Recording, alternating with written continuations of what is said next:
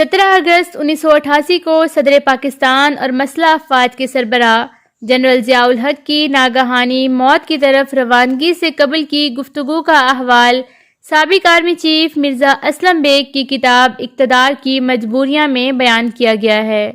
وہ لکھتے ہیں کہ میں جنرل ضیاء الحق کے ساتھ تھا اور انہیں جہاز تک چھوڑنے آیا۔ سب لوگ جہاز میں بیٹھ چکے تھے۔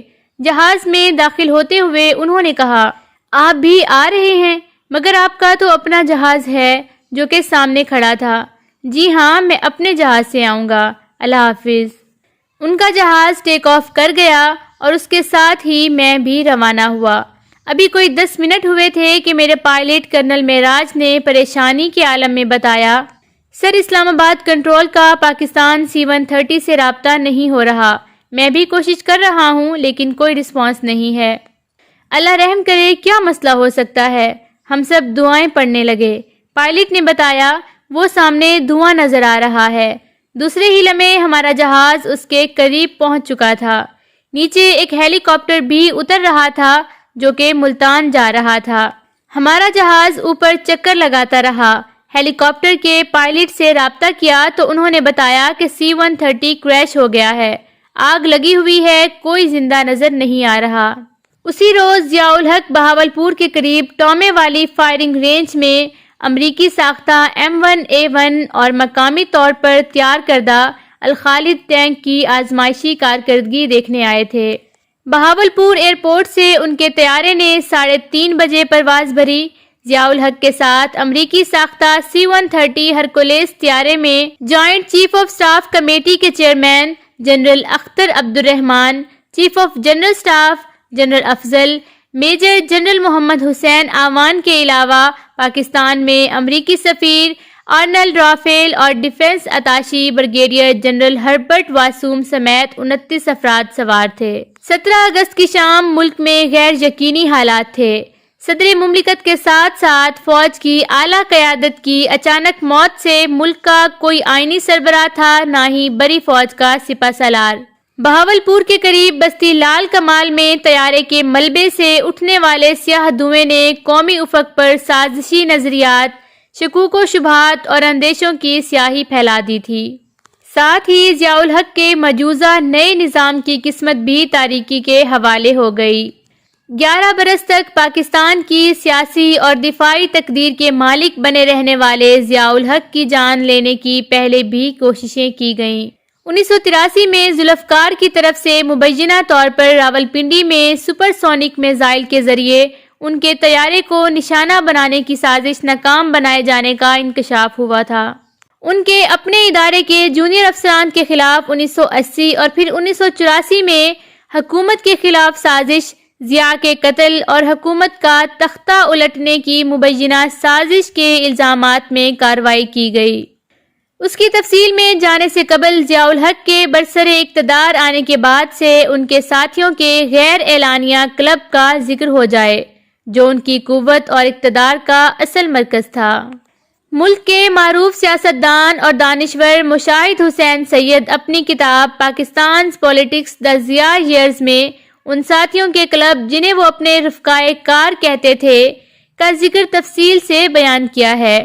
ان کے مطابق ابتدا میں یہ کلب 6 ممبران پر مشتمل تھا، جنہوں نے مارشل لا لگانے میں کلیدی کردار ادا کیا تھا۔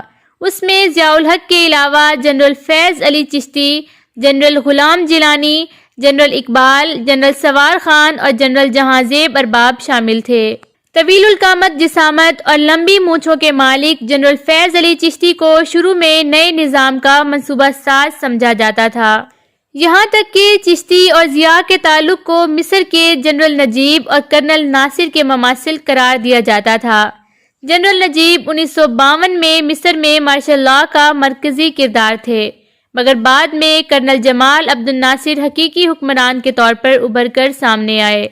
جنرل ضیاء الحق نے بھٹو کی حکومت کا تختہ الٹا تو غلام اسحاق خان پہلے مشیر خزانہ تھے۔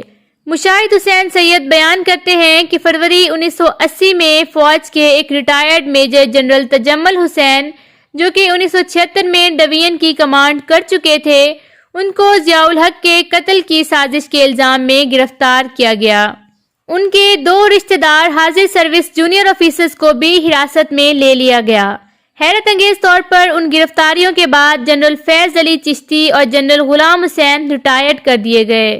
پنجاب اور سرحد کے گورنرز غلام جیلانی اور فضل حق کے علاوہ اطلاعات کے سیکرٹری جنرل مجیب اور وزارت دفاع کے ذمہ دار جنرل رحیم ضیاء الحق کے رفقا کے کلب میں شامل ہو گئے۔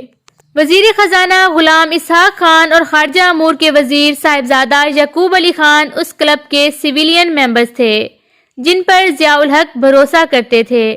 ان کے خلاف دوسری سازش کا انکشاف جنوری 1984 میں ہوا جب فوج کے کچھ جونیئر افسران کا ایک گروپ حکومت کے خلاف الزام میں دھر لیا گیا۔ ان کا تعلق اس دور میں لندن میں جلا وطن سیاسی رہنما غلام مصطفیٰ کھر سے بھی جوڑا گیا۔ اسی طرح اس سازش میں بھارتی روابط اور تعاون کا بھی چرچا ہوا۔ ماضی کی طرح اس بار ضیاء الحق کے رفقا میں سے جنرل اقبال اور جنرل سوار کو ریٹائرڈ کر کے گھر بھیج دیا گیا۔ ذوالفقار علی بھٹو کو اقتدار سے بے دخل کرنے کے بعد ضیاء کے تحت الشعور میں ان کی ذات اور سیاسی نظام سے بیزاری کا خوف نہ نکل سکا۔ مشاہد حسین سید نے اس کیفیت کو بیان کرنے کے لیے ایک واقعے کا ذکر کیا ہے کہ کیسے بھٹو کا بھوت ضیاء الحق کے اعصاب پر سوار تھا۔ کتاب دا ضیاء ایئرز کے مطابق بھٹو کا بھوت ضیاء الحق کے اعصاب پر سوار رہتا تھا۔ اقوام متحدہ کی جنرل اسمبلی سے خطاب کرنے کے لیے وہ 1980 میں نیو یارک گئے۔ پاکستانی قونصلیٹ کے دورے کے موقع پر لائبریری جا نکلے۔ شیلف میں لگی کتابوں میں سے ایک کتاب نکال کر جب اس کا صفحہ پلٹا تو ضیاء الحق کے چہرے کا رنگ متغیر ہو گیا۔ ذوالفقار علی بھٹو کی تصویر ان کے سامنے تھی۔ تیزی سے پلٹے اور چلا کر بولے، آپ لوگوں کے پاس اچھی کتابیں نہیں ہیں کیا؟ اس رد عمل کی سوچ نے انہیں جمہوریت اور آئین سے حد درجہ برگشتہ کر دیا تھا۔ ملک میں سیاسی سرگرمیوں کو اپنے شخصی اقتدار کے لیے خطرہ خیال کرتے ہوئے اپنی مرضی اور مفاد کے سیاسی نظام کے لیے تگ و دو کرتے رہے۔ ان کے قریبی رفیق رویداد خان اپنی کتاب پاکستان انقلاب کے دہانے پر میں لکھتے ہیں کہ ضیاء الحق کے دل میں جمہوریت اور آئین کے لیے سوائے تحقیر اور تضحیک کے کچھ نہ تھا، جس کا ثبوت انہوں نے تہران میں ایک اخباری کانفرنس میں یہ کہہ کر دیا، آئین آئین آئین آئین ہے کیا؟ 10-12 صفحات کا کاغذی پرزہ جسے میں جب چاہوں پھاڑ کر پھینک دوں۔ اگر میں آج اعلان کر دوں کہ کل سے ہم مختلف نظام کے تحت زندگی بسر کریں گے تو مجھے کون روک سکتا ہے؟ ان کی مرضی کے نظام اور اپنی صدارت کے جواز کے لیے ریفرینڈم کروایا۔ 19 دسمبر سن 1984 کو ہونے والے ریفرینڈم کی کیفیت اور کامیابی کو سمجھنے کے لیے حبیب جالب کا ایک شعر ہی کافی ہے۔ شہر میں ہو کا عالم تھا، جن تھا یا ریفرینڈم تھا؟ رویداد خان کے اپنے الفاظ میں بحیثیت سیکرٹری داخلہ میں نے راولپنڈی اسلام آباد کے پولنگ سٹیشنوں کا دورہ کیا تو وہ سب سنسان پڑے تھے۔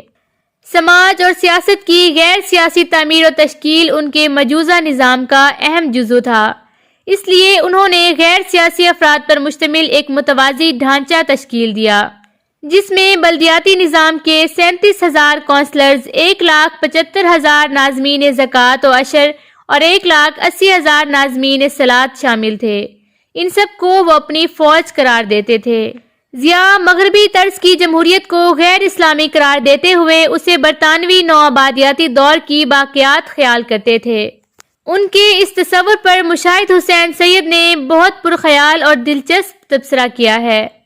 وہ کہتے ہیں کہ ان کا اپنا ادارہ یعنی فوج بھی جس سے وہ قوت حاصل کرتے ہیں اسی برطانوی نوآبادیاتی دور میں تشکیل پایا۔ اس کی روایات اور ساخت اسی دور کی یادگار ہے۔ سوچ و فکر کے اسی تضاد نے ضیاء الحق کو اپنی ہی بنائی ہوئی اسمبلی اور وزیر اعظم سے بھی بیزار کر دیا۔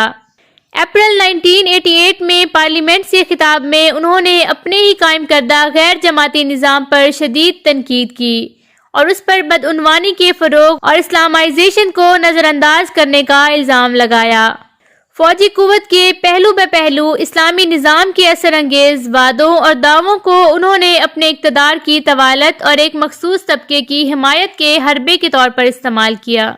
پیپلز پارٹی کے اقتدار سے فیضیاب ہونے والا جاگیردار طبقہ اب ان کی سادگی، عاجزی اور مذہبی بود و باش سے متاثر ہو کر ان کے گن گا رہا تھا۔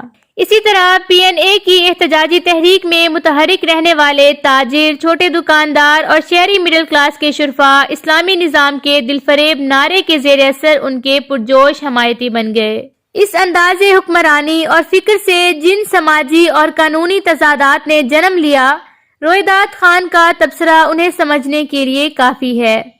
وہ کہتے ہیں کہ ضیاء الحق کے ذہن میں قانون، آئین اور دور جدید میں جہاں بانی کے تقاضوں کا کوئی تصور نہ تھا۔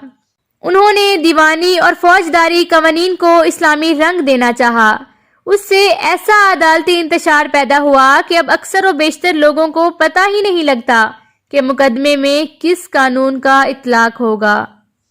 ناظرین، ہماری یہ ویڈیو کیسی لگی اس کے بارے میں ایک کمنٹ ضرور دیجیے گا۔ ہاں، اگر ابھی تک آپ نے ہمارا چینل سبسکرائب نہیں کیا تو پلیز اس ویڈیو کو لائک اور چینل کو سبسکرائب کرنا نہ بھولیے گا۔